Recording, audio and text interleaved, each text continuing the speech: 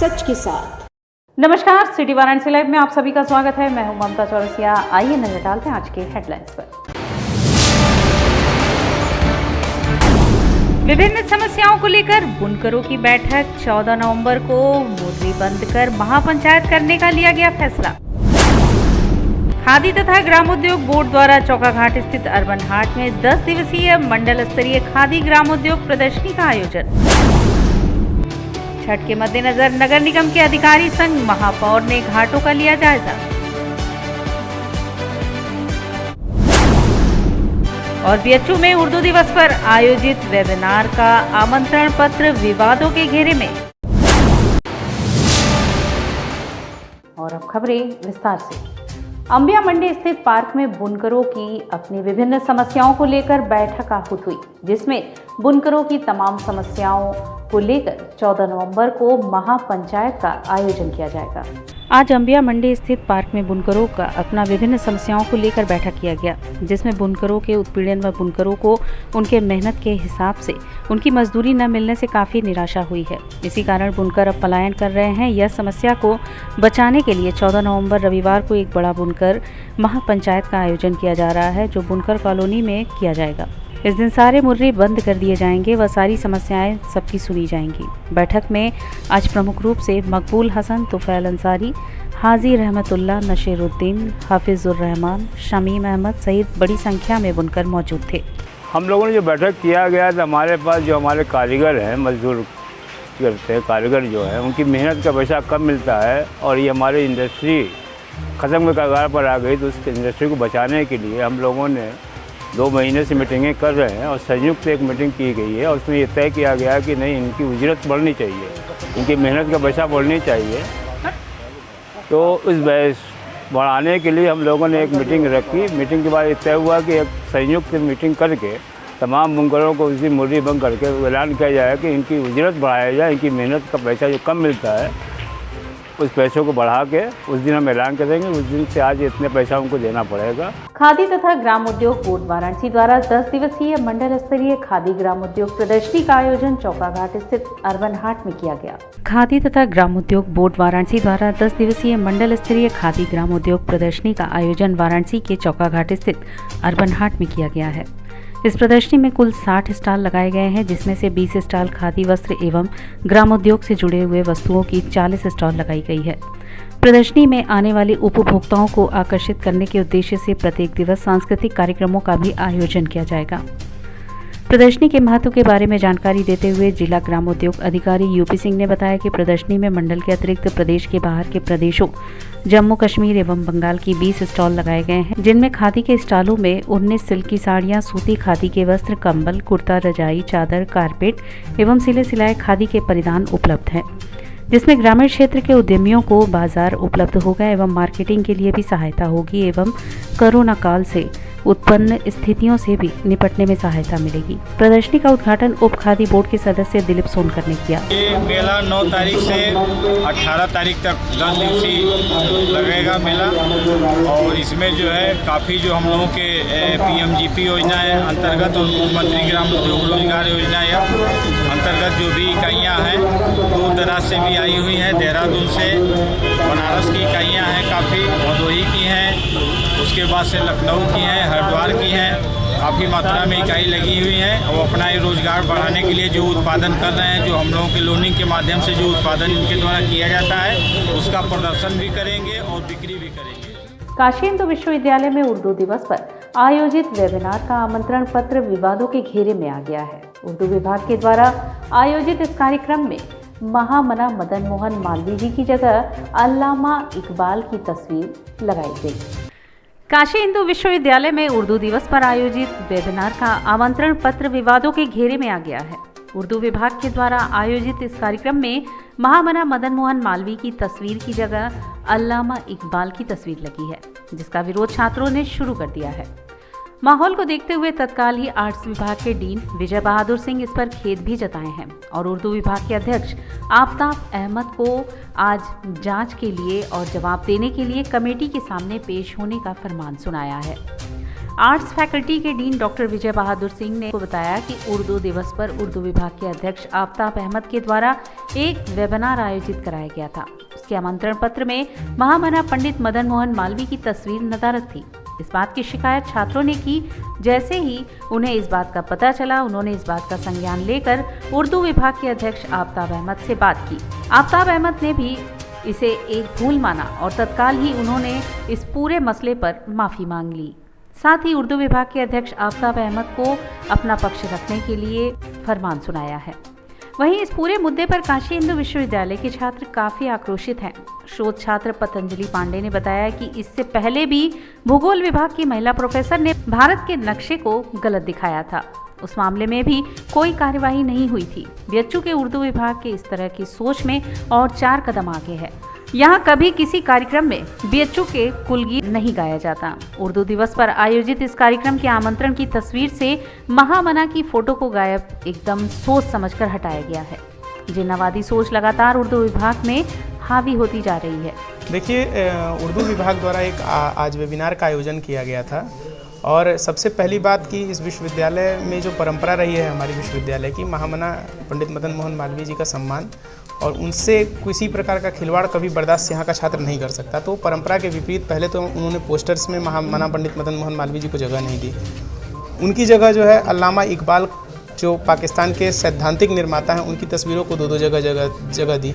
और जब हम आज उस और वो कहीं भी विश्वविद्यालय की वेबसाइट पे न ये इस कार्यक्रम की सूचना दी, जबकि ये नियम है कि विश्वविद्यालय की वेबसाइट पे कोई भी सेमिनार वेबिनार होता है उसकी सूचना दी जाती है। इन लोगों ने नहीं दी। डीन साहब ने भी स्वीकार किया कि उनको भी इस कार्यक्रम की सूचना नहीं थी। तो उन्होंने एक बड़े और पब्लिक फोरम से भी इस कार्यक्रम को दूर रखा। और आज जब हम किसी माध्यमों से कुछ सूत्रों के द्वारा जब हम उसमें कार्यक्रम में हम लोग एंटर किए उस वेबिनार में, तो जो उसमें शामिल लोग थे, जो अतिथि वक्ता थे, उन लोगों ने भी बहुत घोर आपत्तिजनक भाषा का भी प्रयोग उस वेबिनार में कर रहे थे, जो कि न सिर्फ सांप्रदायिक माहौल को बिगाड़ने, सामाजिक सौहार्द को बिगाड़ने का प्रयास है, अपितु शैक्षणिक गतिविधियों की आड़ में जो है अपना मजहबी एजेंडा सेकने की कोशिश है। तो हम चाहते हैं कि काशी हिंदू विश्वविद्यालय का कला संकाय के जो डीन साहब हैं उन पर कार्रवाई करें। हम उनको पत्रक सौंपने आए थे और उन्होंने सुनिश्चित करने की बात की है कि हम कमेटी बना के कार्रवाई सुनिश्चित करेंगे। अगर 2-3 दिनों के अंदर कोई कार्रवाई नहीं हुई तो हम आंदोलन को छात्र यहाँ के बाध्य होंगे, ताकि जो विश्वविद्यालय का माहौल है वो शांत रहे और सुव्यवस्थित रूप से शैक्षणिक गतिविधियों के उसी प्रकार चलती रहे जैसे पहले चलती। छठ पूजा को देखते हुए बाजार में सामानों के भाव इस समय आसमान छू गए हैं।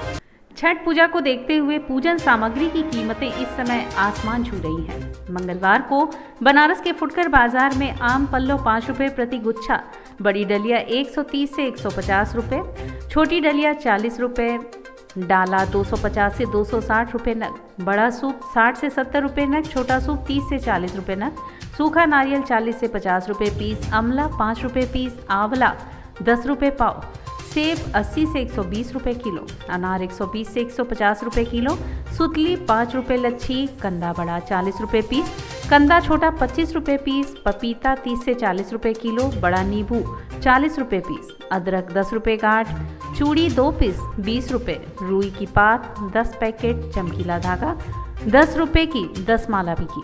बढ़ती कीमत के संदर्भ में जब फल विक्रेता से पूछा गया तो उनका कहना था कि डाला छठ पर्व के चलते फलों की आवक कम है, इसलिए इनकी कीमत आसमान छू रही है। ये पहले से महंगा तो है जरूर, मगर मंडी में ही महंगा था।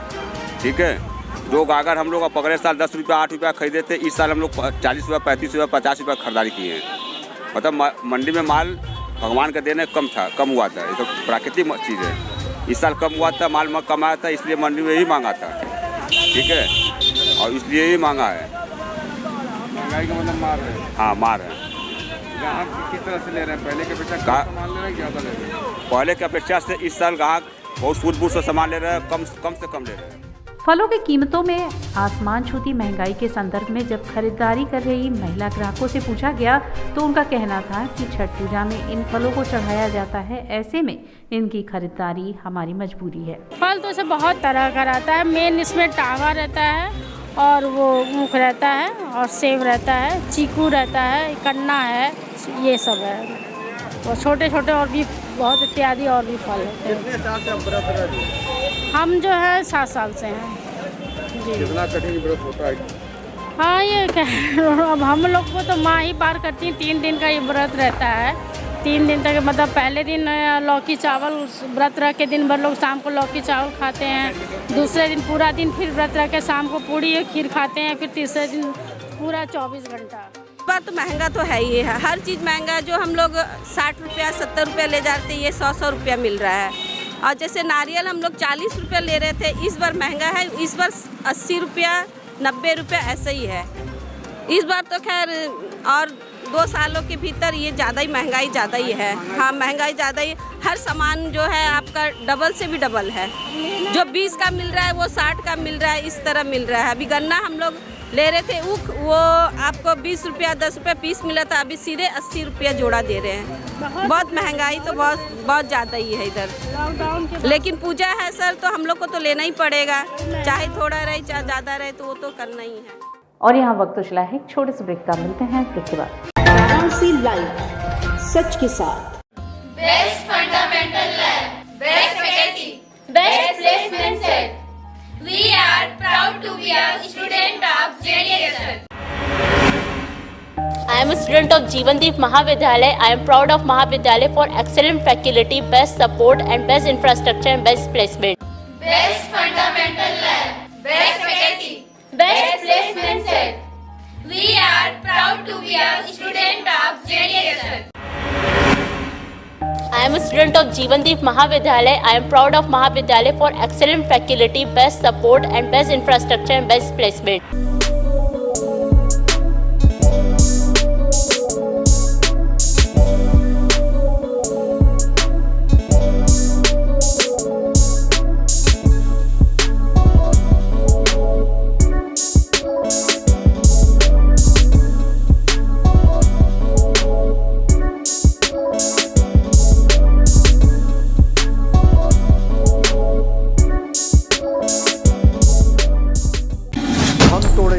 ये सन्नाटा, करेंगे बात आपकी, बात बना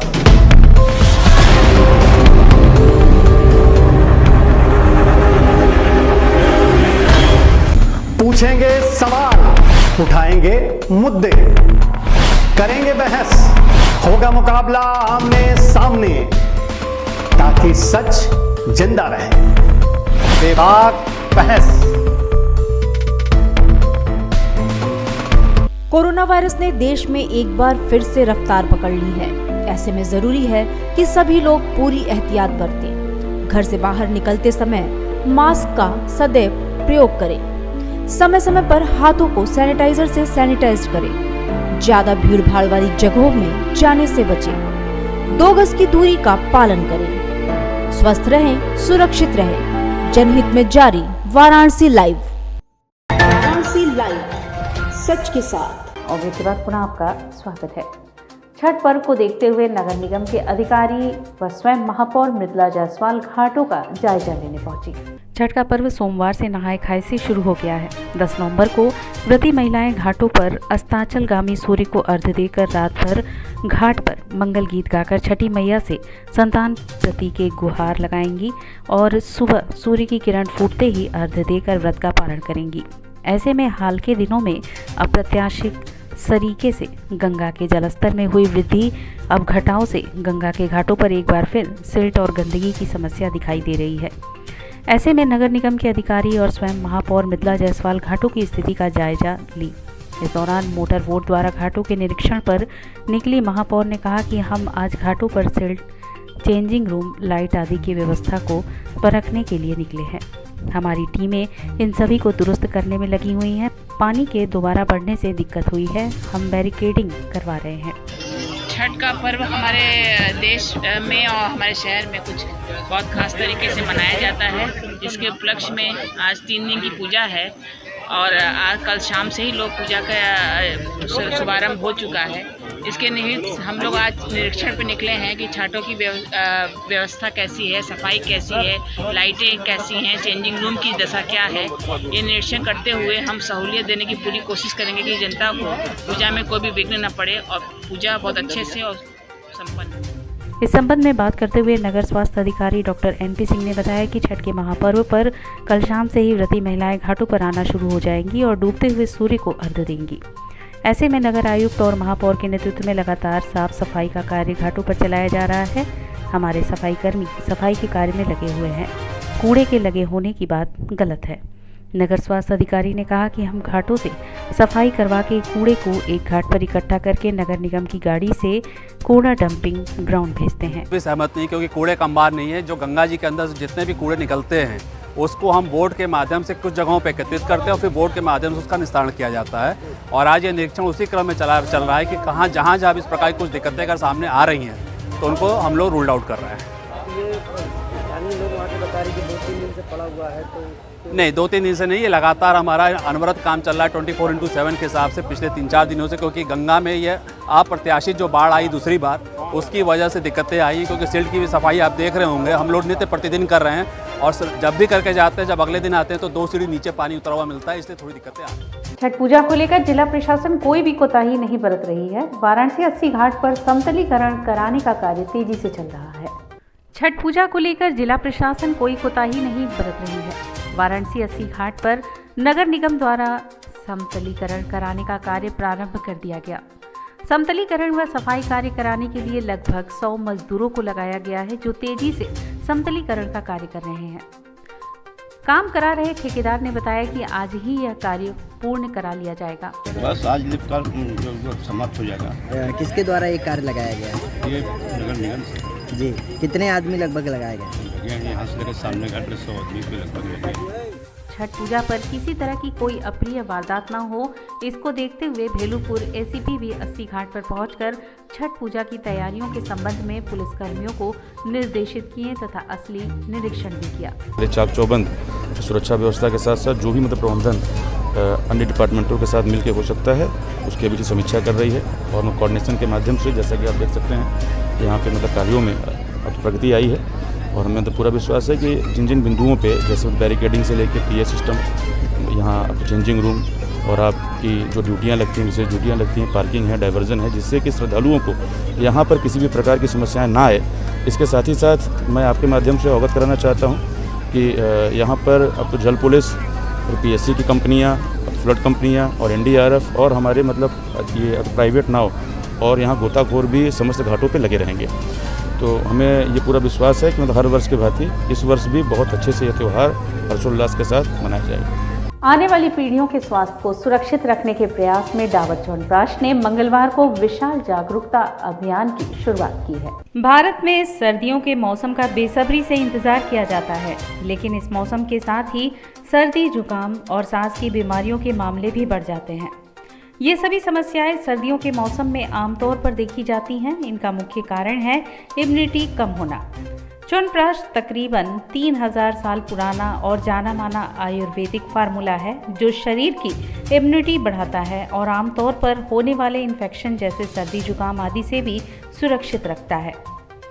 आने वाली पीढ़ियों के स्वास्थ्य को सुरक्षित रखने के प्रयास में डाबर च्यवनप्राश ने आज मंगलवार को विशाल जागरूकता अभियान की शुरुआत की है। खासतौर पर देश भर के ज़रूरतमंद बच्चों को ध्यान में रखते हुए यह अभियान शुरू किया गया है। अभियान के तहत doctor Parmeshwar Arora, MD, BHU, Varanasi gold medallist एवं सीनियर कंसल्टेंट आयुर्वेदिक जागरूकता सत्रों का आयोजन करेंगे, जिनके जरिए बच्चों को जानकारी दी जाएगी कि बदलते मौसम में वे किस तरह अपनी इम्यूनिटी बढ़ाकर बैक्टीरिया एवं वायरस से होने वाली आम बीमारियों से अपने आप को सुरक्षित रख सकते हैं। अभियान की शुरुआत आज एक विशेष सत्र के साथ वाराणसी में हुई, जिसमें विशाल भारत संस्थान के 200 से ज़्यादा बच्चों ने हिस्सा लिया। इन सर्दियों में बच्चों को बीमारियों से बचाने के लिए जागरूक बनाने के उद्देश्य से इस सत्र का आयोजन किया गया था। बच्चों को यह भी बताया गया कि वे हाइजीन की अच्छी आदतों और सेहतमंद आहार को अपनाकर अपनी इम्यूनिटी को बढ़ा सकते हैं। इस अवसर पर डाबर इंडिया लिमिटेड के marketing head health supplement Shri Prashant Agarwal ने कहा कि कोविड-19 के दौर में इम्यूनिटी को मजबूत बनाना पहले से कहीं अधिक महत्वपूर्ण हो गया है। 40 जड़ी बूटियों जैसे आंवला, अश्वगंधा और गिलोय के गुणों से भरपूर डाबर च्यवनप्राश हमेशा से बीमारियों से लड़ने के लिए इम्यूनिटी बढ़ाता रहा है। डाबर च्यवनप्राश एक बेहतर फार्मूला है जो बदलते मौसम में इम्यूनिटी बढ़ाकर इन बीमारियों से सुरक्षित रखता है। इस अभियान के तहत डाबर च्यवनप्राश ने देश के 18 शहरों यानी वाराणसी, प्रयागराज, लखनऊ, अहमदाबाद, अमृतसर, जयपुर, भुवनेश्वर, कोलकाता, पटना, इंदौर, रायपुर, पुणे, औरंगाबाद, रांची, बेंगलुरु, हैदराबाद, चेन्नई और चंडीगढ़ के जाने माने एनजीओ के साथ हाथ मिलाया है।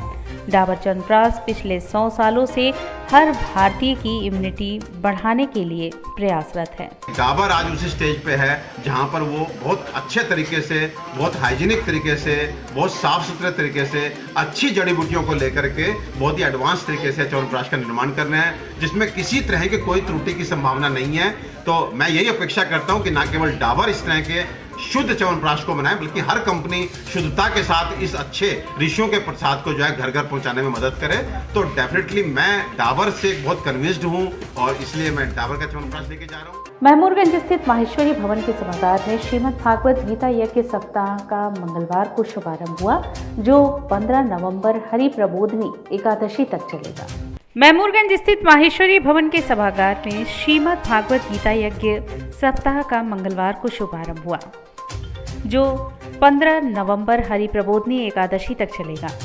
कथा महामंडलेश्वर आशुतोष नंद गिरी के मुखार बिंदु से प्रतिदिन दोपहर 2:30 बजे से प्रारंभ होगा। इस दौरान मीडिया के साथ बातचीत में महामंडलेश्वर आशुतोष नंद गिरी ने बताया कि आज के इस दौर में इस कथा का बड़ा औचित्य है। इसके श्रवण मात्र से ही व्यक्ति को शांति मिलती है। इससे श्रीमद् भागवत कथा का शुभारंभ है।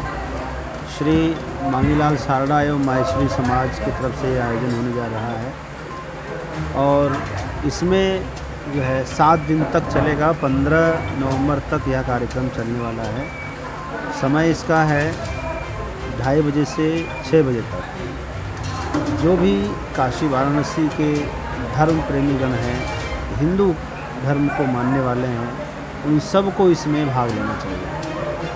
और हम इसका उद्देश्य ये है कि हमारे हिंदू धर्म में जो भी कुछ लगता है, किसी को भ्रम है, कुछ भ्रांतियां हैं, उन सब का समाधान यहाँ होने वाला है। और इसी के साथ सिटी वाराणसी लाइव का यह प्रसारण यहीं समाप्त होता है। ममता चौरसिया को दे इजाजत। नमस्कार।